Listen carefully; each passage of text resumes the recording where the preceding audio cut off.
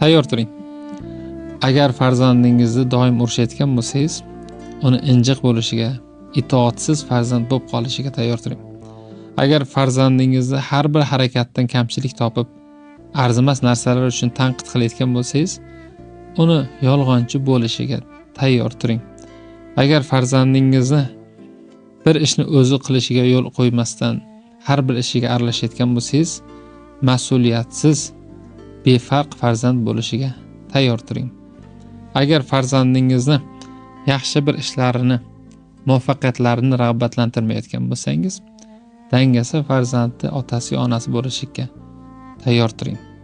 Agar farzandingizni har bir ishida qo'llab-quvvatlayotgan, unga ishonch berayotgan, mehr berayotgan, vaqt ajratayotgan, uni maqtayotgan bo'lsangiz, buyuk farzandni qarshilashga tayyor turing. Bolani qanday qilib sindirish oson bo'lsa, uni buyuk qilish ham shunchalik oson. Shunchaki unga ishonch berish kerak.